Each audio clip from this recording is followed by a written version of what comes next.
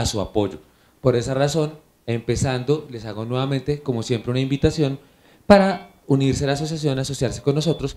Les recuerdo que ya, esta es una de las principales razones para estar asociados, y es que ya ahorita entre el 12 y el 15 de agosto aquí en Bogotá tenemos pues nuestra nueva edición del Congreso de Enfermedades Infecciosas, el cual va a contar con 30 conferencistas internacionales, 110 conferencistas nacionales, ahí estoy yo metido en ese grupo, y pues tendremos el gusto de atenderlos. Adicionalmente, por tiempo limitado y cupos limitados, pague uno, lleve dos niños con una boleta. Quien compre una inscripción, el capítulo central directamente le entregará otra, pero eso insisto, cupos limitados. No decimos cuánto porque cuando uno dice 10 llamadas, todo el mundo dice yo llamo cuando vayan como 9. Entonces, cupos limitados. Esta noche contamos con el doctor Alberto Buitrago. El doctor Alberto Buitrago es médico internista e infectólogo egresado de la Universidad Nacional, quien viene representando a la Clínica Colombia y nos va a presentar un caso bastante interesante y adicionalmente pues una revisión de temas sobre el mismo. Entonces, doctor Buitrago, le dejo con su auditorio. Bueno, buenas noches a todos. Siempre agradecido con las invitaciones de la asociación para participar en las actividades académicas. De pronto le propondría a la gente que está muy atrás que se pase adelante porque parte de la charla son imágenes, entonces de pronto entre más lejos estén aprovechan menos las imágenes y creo que aquí hay bastante espacio si se quieren hacer como... Prometemos que nadie va a salir mordido. Bueno, entonces la idea de la reunión fue traerles un caso clínico pues de algo que es un fenómeno no tan frecuente, más bien raro, circunscrito a algunos grupos de pacientes en particular. En este caso el contexto clínico, ustedes ya lo van a ver, es un paciente de infección por VIH. Vengo en representación de Clínica Colombia, pero en realidad el paciente lo capté de otro sitio, de una de las clínicas de la Corporación Salud Cop, donde se atienden este tipo de pacientes. Entonces, pues voy a mencionar datos de la historia clínica, los hallazgos, les voy a mostrar una serie de fotos. En algún punto había planteado participación, yo sé que la distribución del salón pues hace eso un poco difícil, pero en ese punto pues veremos si alguien quiere aportar alguna impresión sobre el caso. Entonces, el caso se trató de un paciente joven masculino de 32 años de edad, natural de Manizales y procedente de Bogotá. Era un paciente que trabajaba en el área administrativa de una empresa aquí en Bogotá, pero antes de consultar, no sé si... ¿Sí? Ah, ok. De pronto me cambio de lado. Antes de consultar y en razón a lo que ustedes... Creo que me toca hacerme allá del otro lado. ¿Listo? Entonces, antes de decidir consultar, el problema clínico que tenía el paciente le había significado tener que abandonar su trabajo y adicionalmente vivir en una especie de aislamiento en su casa porque prefería pues no salir. El cuadro clínico llevaba en ese momento un año de duración. No, está haciendo mucho. ¿Mejor con el otro? ¿Listo? Entonces, es mucho mejor. Les venía contando que el cuadro clínico tenía una duración de un año. Inicialmente lo que él nos contó es que empezó a tener una lesión descamativa al interior de la fosa nasal izquierda que le rascaba, pruriginosa, y que posteriormente empezó a tener un carácter secretante, supurativo. Él consultó inicialmente a la parte de atención primaria. Le dieron tratamiento antibiótico asumiendo un proceso infeccioso bacteriano, le dieron más tratamiento, la enfermedad progresó, hubo la aparición de una lesión nodular que posteriormente se ulceró y posteriormente destruyó completamente el septum a nivel nasal y empezó a comprometer la parte del labio superior y del surco nasogeniano izquierdo. Era evidente ya en ese transcurso del tiempo de evolución secreción purulenta, abundante y la aparición de una costra siempre hipertrófica en la localización que les estaba mencionando. Dentro de los antecedentes, al principio de la consulta, cuando el cuadro se volvió persistente, a uno de los médicos de atención primaria se le ocurrió solicitarle una prueba serológica para VIH, la cual resultó positiva y se procedió a solicitar la prueba confirmatoria del Western Blot, que fue igualmente positiva. Sin embargo, el paciente en ese momento se quedó sin seguridad social y no pudo mantener el seguimiento médico. Por lo tanto, él dejó de consultar y tuvo la progresión que habíamos descrito previamente en la enfermedad actual. Dentro de los farmacológicos, lo único fue esta aplicación de antifúngicos tópicos. Cuando progresó la lesión al interior de la fosa nasal, le mandaban clotrimazol cada vez que lo veían. Él niega el consumo de sustancias psicoactivas, no hay consumo absolutamente de nada, sociales no, epidemiológicos. El paciente refiere una orientación sexual de tipo homosexual. La última pareja sexual fue hace un año. Y fue hace un año porque vamos a ver las fotografías, pues el paciente se sintió bastante cohibido por la progresión de la lesión. Cuando lo vimos al examen físico en la clínica en la cual él consulta, unos signos vitales realmente normales, al examen de la cavidad oral, y aquí les voy a mostrar exclusivamente lo positivo del examen físico, había algunas lesiones blanquecinas a nivel de paladar duro y blando, con halo eritematoso que desprendían al aplicar el bajalenguas, y encontramos una lesión que no la voy a escribir acá, quiero que la vean, en esta localización. Entonces fundamentalmente veíamos una lesión de tipo ulcerado que comprometía y destruía parte de la nariz, eliminó la columela nasal, se extendía hacia el labio superior, incluso el surco nasogeniano, y de pronto aquí en esta foto de orientación, vamos a ver unas más adelante, se ve cómo hay destrucción completa del septum nasal. Acá. Entonces ustedes ven cómo toda la parte interna está completamente destruida y esta misma lesión ulcerada se va hacia el interior de la nariz. Esa es una visión lateral, fíjense cómo aquí ya no hay tejido y tampoco hay septum. Entonces esta es la parte donde quisiera de pronto alguien del auditorio participar proponiendo algún diagnóstico o alguna prueba que quisiera solicitarle a este paciente en particular o preguntas adicionales de la historia, claro, por supuesto. Él nació en Manizales, ¿sí? Vive ahorita en Bogotá, vive hace más de 10 años en Bogotá. Un dato adicional es que le indagamos la parte de la infancia, aunque nació en la zona urbana pues, de Manizales, con la familia tuvo periodos de años en que vivió en área cafetera, en fincas cafeteras. Puntualmente él no dice haber estado involucrado en las actividades de recolección del café o caminando pues, entre los cafetales, pero sí vivió en fincas cafeteras. ¿Señor? No sé, no creo que cantara igual. ¿Alguna otra pregunta? Viaje a la selva.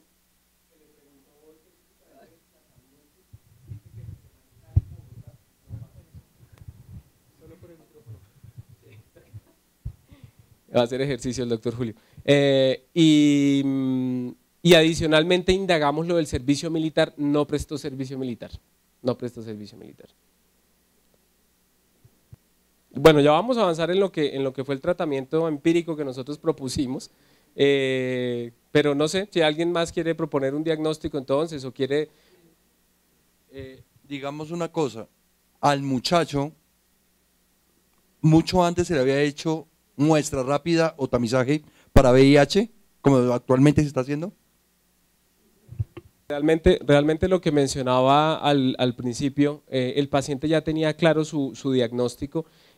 Cuando el médico de atención primaria empezó a abordarlo bajo probablemente un contexto que él consideraba una rinosinusitis crónica, le pidió la prueba de ELISA VIH y a partir de allí se le hizo el test confirmatorio.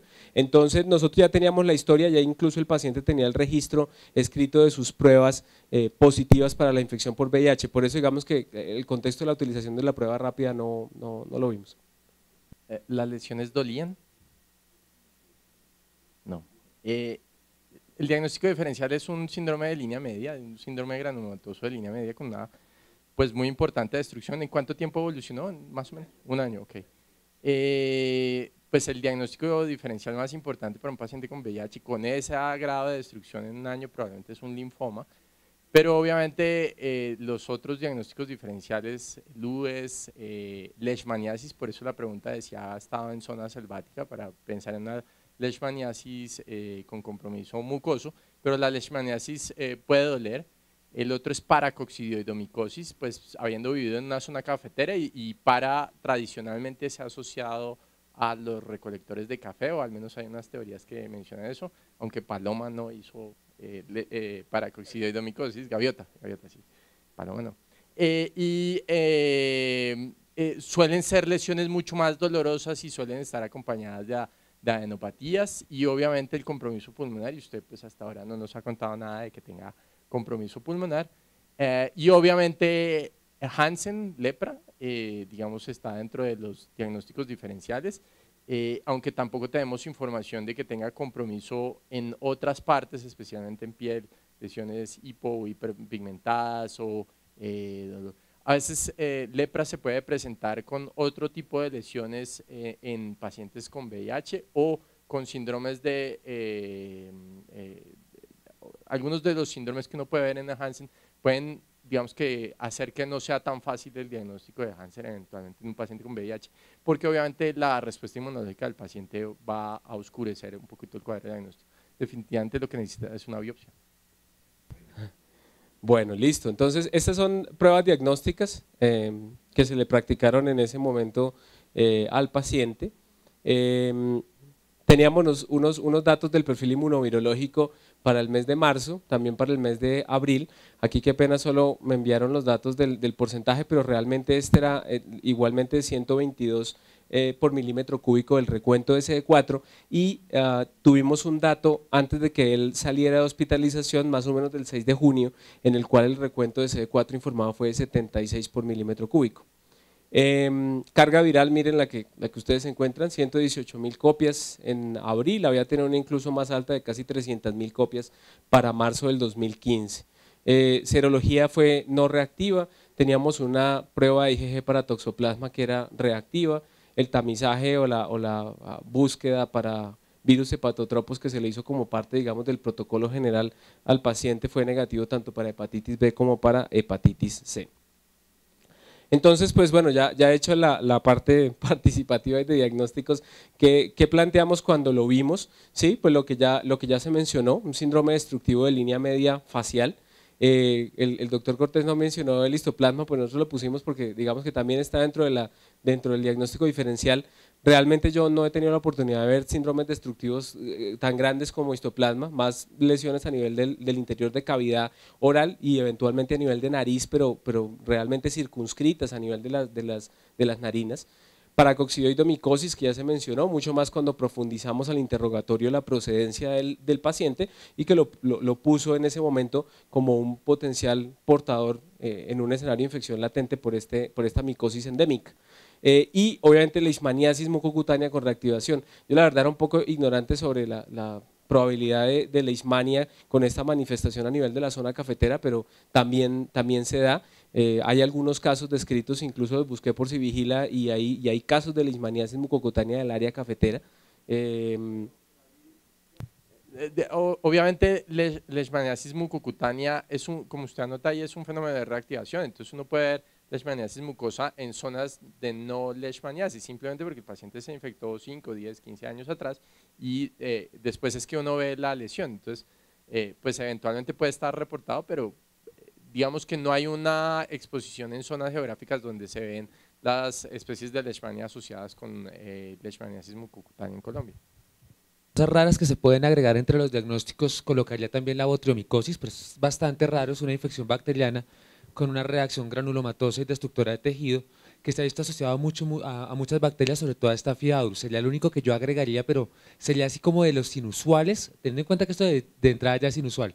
De resto no vería otro así como así más adicional. Correcto. Si tienen la oportunidad de revisar, hay además algo que en algún momento tuvimos la oportunidad de ver un caso, incluso el cancerológico, que es también una infección bacteriana altamente destructiva que tiene que ver más con cavidad oral, que es el Cancrum oris, y que es una infección también por polimicrobiana, principalmente por patógenos anaerobios.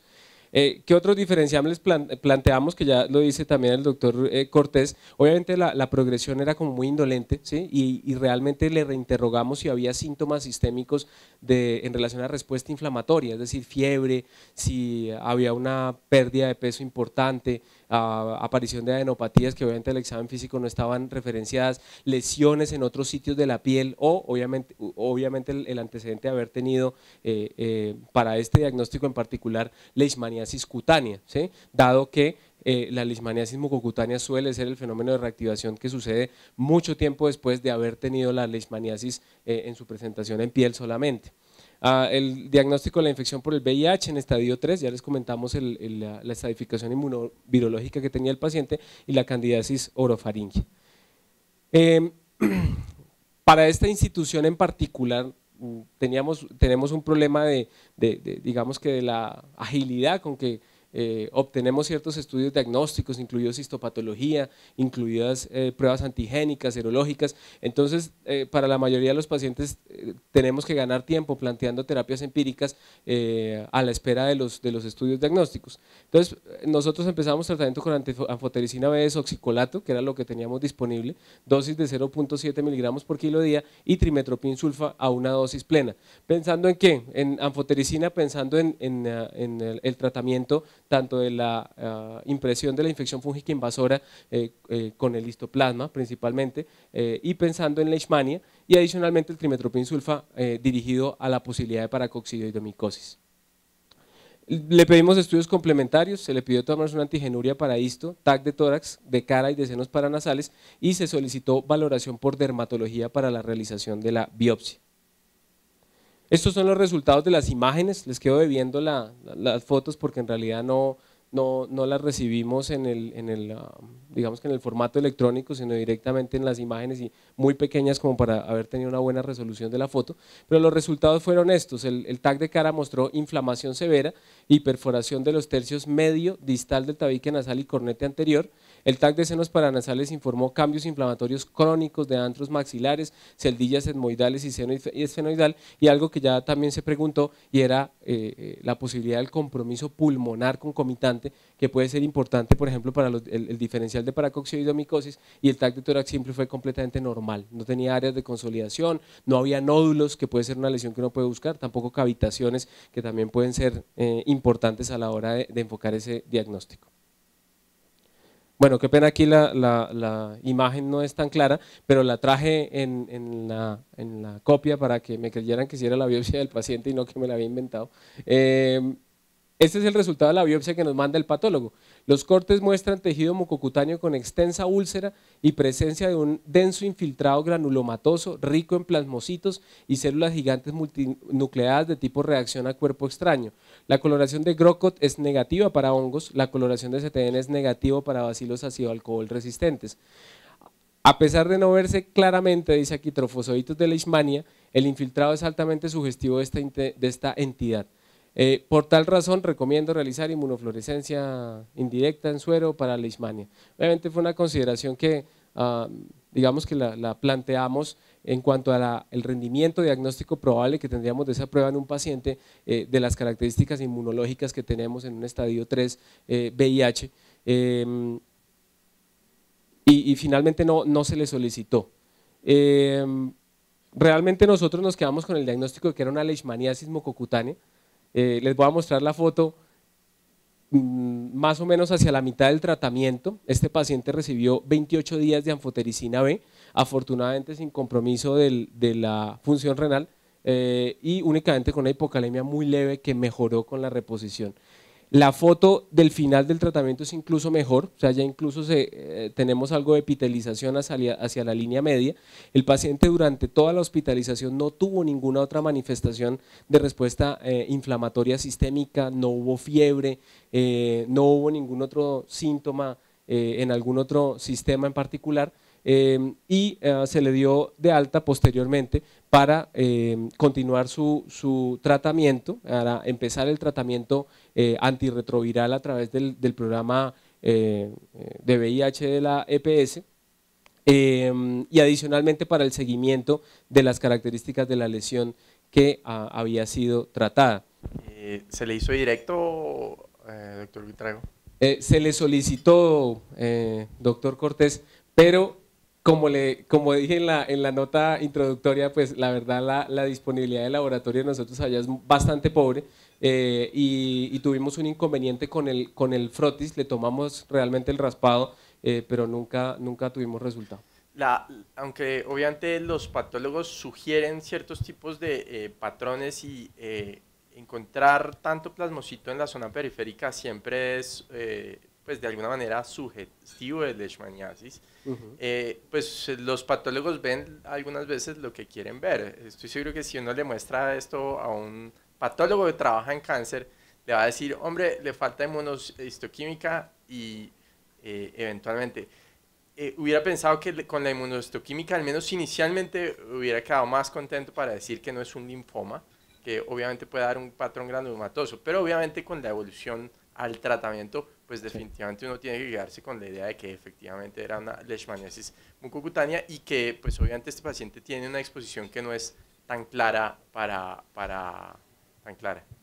Es que histoplasma a veces tiene un patrón histológico similar, además histoplasma y leishmania van junticos de la mano desde la descripción de ambos gérmenes, pero el hecho de que no hayamos visto nada al Gomor y Grocott le baja enormemente la probabilidad, aunque los dos hubieran podido perfectamente responder a anfotericina B de oxicolato. Es correcto, la antigenuria se solicitó de todas maneras, esas se las quedo bebiendo porque como dicen hasta el sol de estos días no me ha llegado hasta Medellín.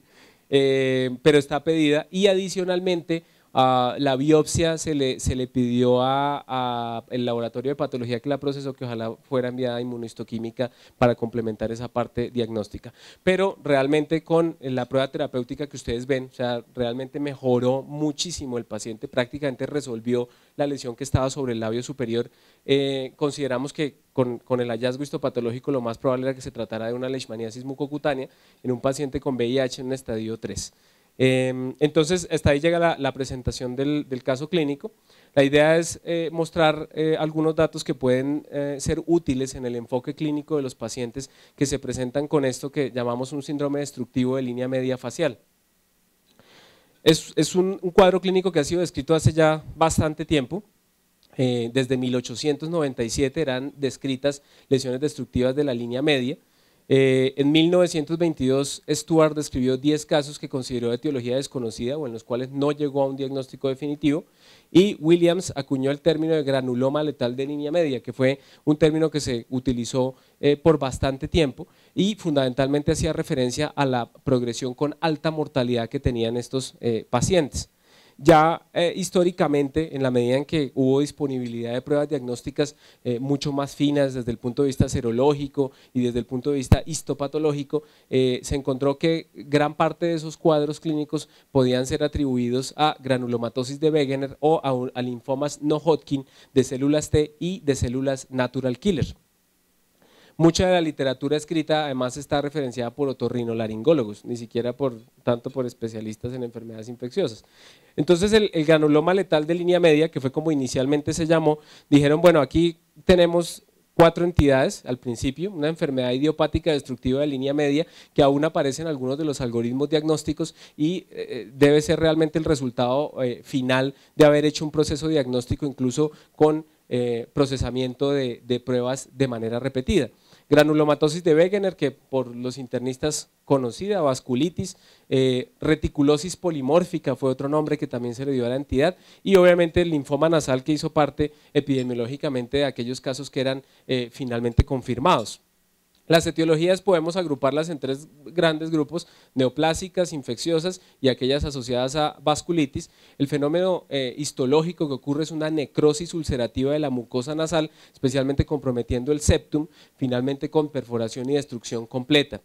Puede ser frecuente encontrar superinfección bacteriana en varios de los casos por las mismas características de las lesiones. En los casos de las lesiones tumorales, la necrosis permite la colonización bacteriana y posteriormente la infección, y obviamente la misma pérdida de la barrera epidérmica y algunas veces el compromiso profundo del tejido celular subcutáneo permite que tengamos bacterias involucradas.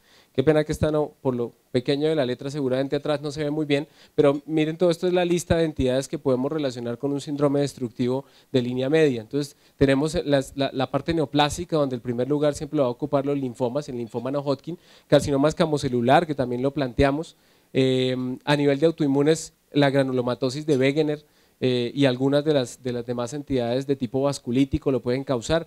No olvidar el granuloma de línea media relacionado con el uso crónico o el abuso de cocaína, que puede ser importante. El uso crónico de esteroides a nivel de la mucosa nasal también se correlaciona con este tipo de lesiones destructivas.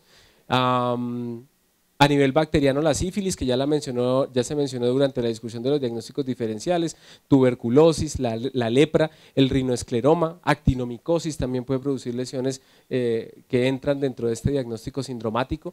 En el grupo de las infecciones fúngicas, aspergillus, los mucorales, en contextos clínicos particulares, seguramente el doctor Julio le toca con más frecuencia. Histoplasma, que lo mencionamos, aquí no está metido el paracoccidioides, pero también hay que tenerlo en cuenta en los sitios en los que la endemicidad así lo mande, y a nivel de protozoarios, leishmania, que ya la mencionamos. Una que se repite siempre, ya lo vamos a ver cuando por algunos signos clínicos se proponen diagnósticos, es la sarcoidosis. Entonces también hay que tenerla en cuenta como patología no infecciosa que puede causar esto. ¿Cuál es el cuadro clínico descrito para los pacientes? Generalmente consultan por un escenario, una rinosinusitis crónica que no responde a tratamiento. Tienen rinorrea persistente, fenómenos de obstrucción nasal, pueden cursar con cuadros recurrentes de celulitis, y cuando ya entran en la fase destructiva, generalmente se aprecia una lesión costrosa como la que vimos en especial en este paciente con ulceración, y después ocurre el fenómeno de perforación y destrucción septal.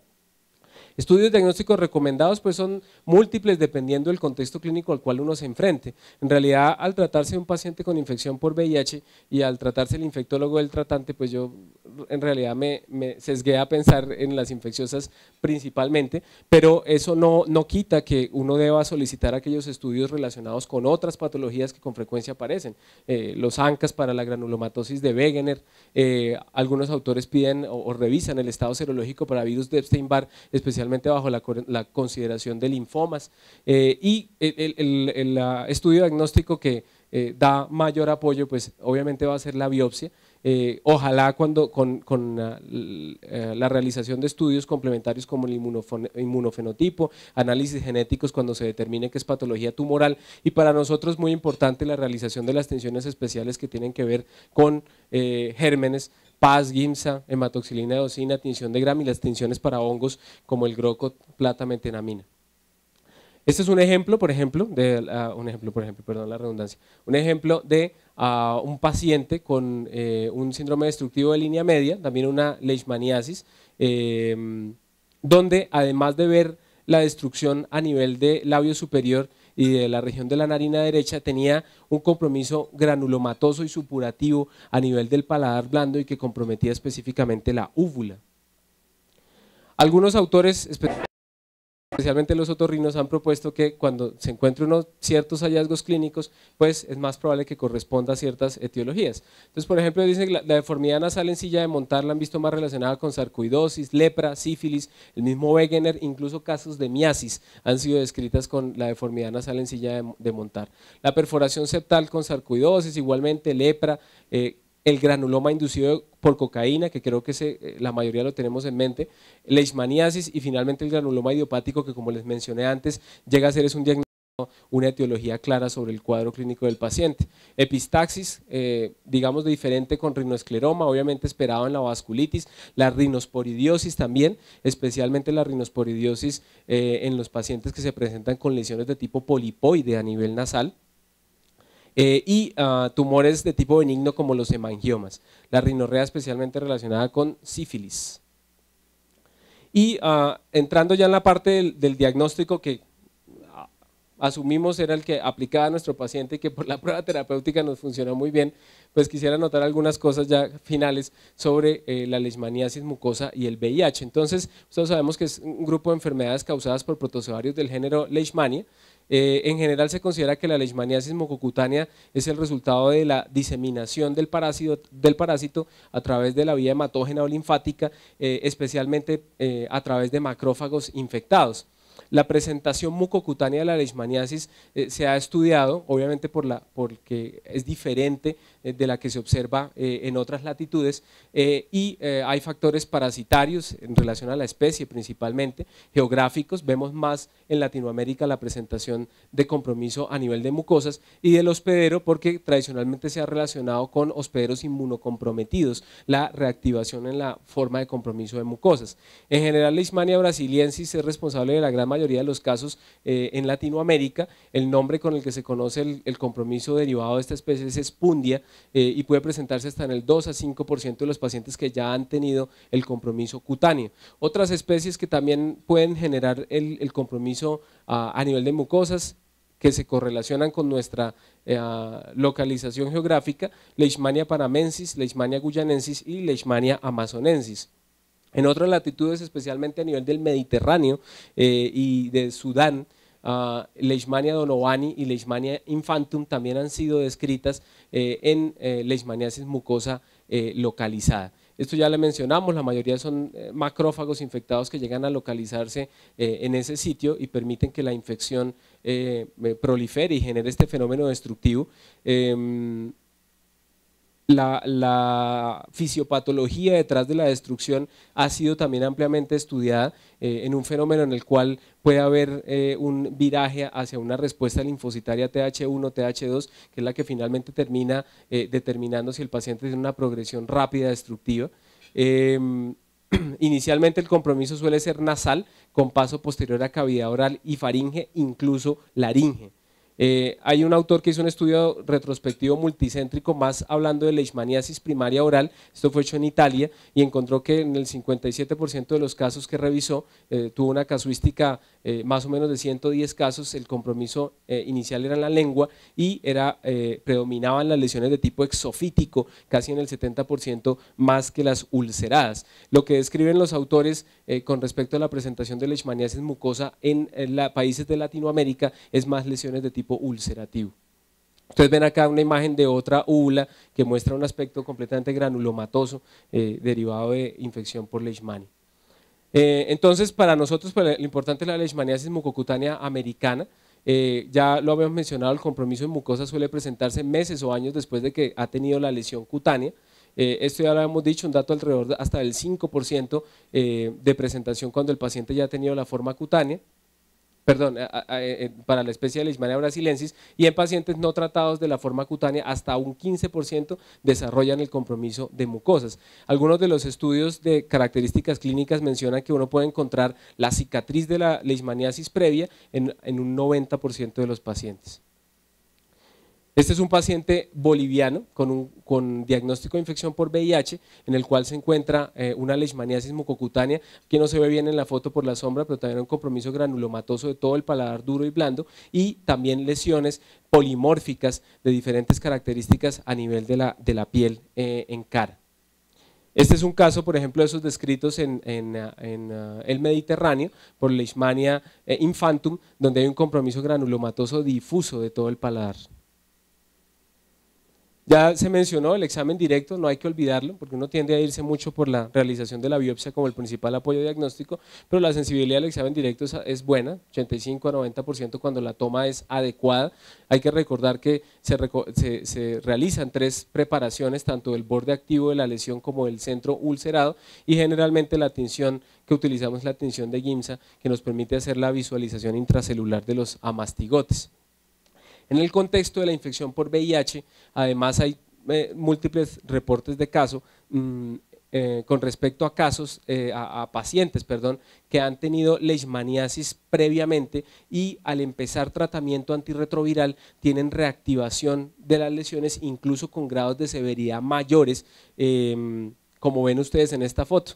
Un paciente que había empezado tratamiento antirretroviral, ya 2 años antes de haber hecho todo esto se le había tratado una leishmaniasis cutánea, y cuando empieza el proceso de reconstitución inmunológica hace este compromiso tan severo y difuso con una lesión ulcerada, costrosa, que comprometió toda la nariz, parte del rostro, con destrucción importante de tejido y como con lesiones principalmente de tipo granulomatoso.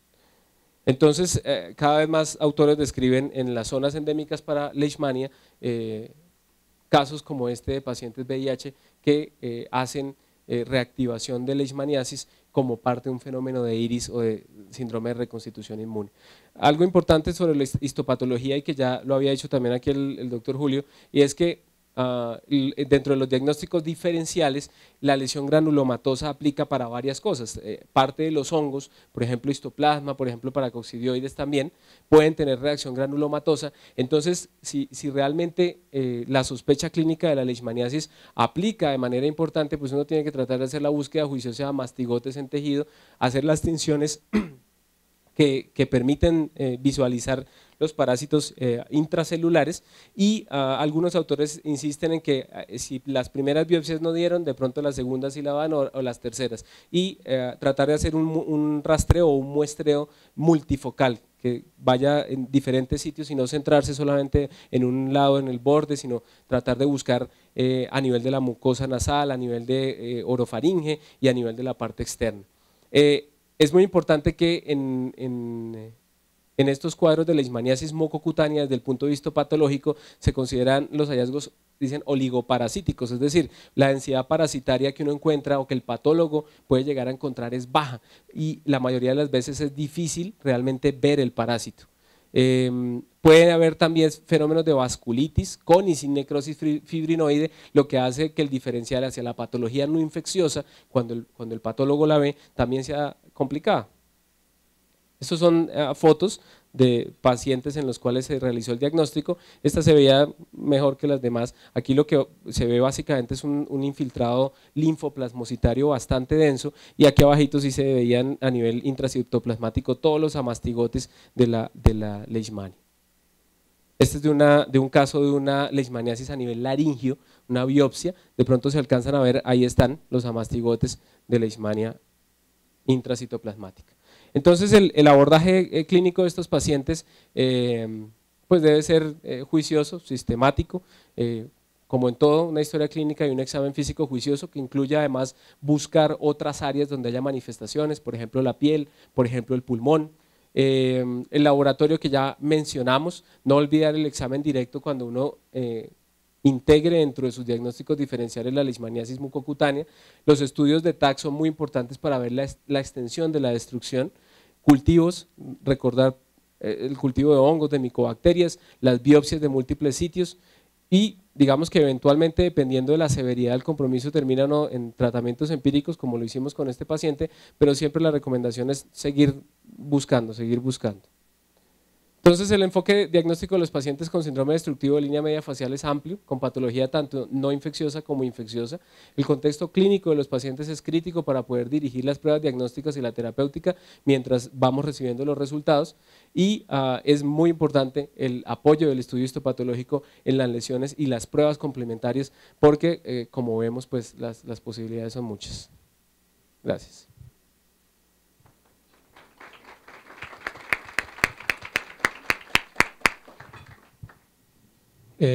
No sé si haya preguntas del auditorio sobre el caso, sobre todo pues el análisis que se hizo y la parte de los diagnósticos diferenciales. ¿O están todos preocupados todavía por si Perú le sigue ganando a Venezuela? Al minuto 77, 1-0. Listo, entonces no hay ninguna pregunta por ahora. Bueno, entonces aprovechando… como todos ustedes saben, los jueves de ASIN siempre los celebramos los terceros jueves de cada mes, y pues el día de hoy hemos querido premiar su fidelidad. Entonces, entre las personas que más han asistido al jueves de ASIN durante este 2015, vamos a entregar 2 boletas. Este es el quinto jueves de ASIN que celebramos, entonces vamos a tener en cuenta los 4 previos, y de acuerdo al listado de asistencia, por eso es bueno firmar cuando uno entra. Tenemos que el doctor Álvaro Fazzini Martínez ha venido 4 de 4. Doctor Álvaro.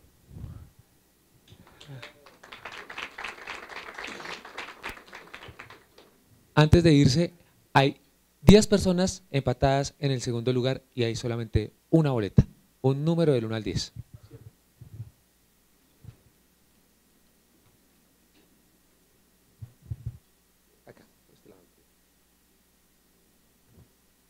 Diana Caballero Suárez, ¿será? Sí, Diana Caballero Suárez se encuentra. Ah. Si quieren, le cuentan que se perdió una entrada. Un número del 1 al 10, doctor Buitrago.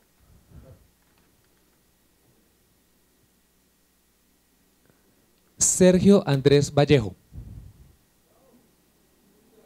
No. Esto parece una definición por penales. Pucha. No, un número del 1 al 10 que no sea ninguno de los mencionados. 9. Dicen 9. William Bautista. Tampoco. No, menos mal vino el doctor Fazzini. Un número del 1 al 10. 2. El 2. Caterín Ordóñez.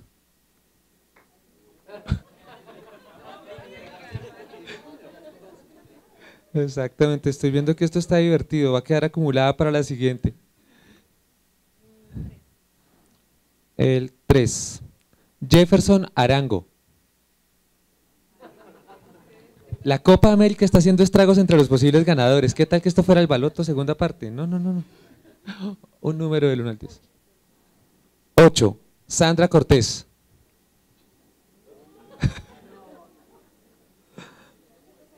Bueno, sigamos leyendo ya en orden. Jaime Bravo. Ve. Entonces, antes que nada, pues nuevamente un agradecimiento y un aplauso para el doctor Alberto Buitrago. Ah, listo. Entonces, muchísimas gracias a todos por su asistencia. Insisto, el día de hoy el acompañamiento y el patrocinio lo hacemos todos los que estamos asistiendo aquí a través de la Asociación Colombiana de Infectología, capítulo central. Invitación a estar asistiendo al Congreso. El próximo mes no va a ser el tercer jueves, sino el cuarto jueves del mes de julio, entonces los estamos esperando. Vamos a rifar más boletas, preferiblemente quisiéramos que los ganadores se encontraran en el salón. Entonces, los invitamos, estén pendientes de inscribirse, como les dije, por cupo limitado, tiempo limitado, compre una boleta, lleve la segunda gratis, buses a todas las zonas, niños, bueno, en fin. Entonces, muchísimas gracias a todos por venir y que tengan una buena noche.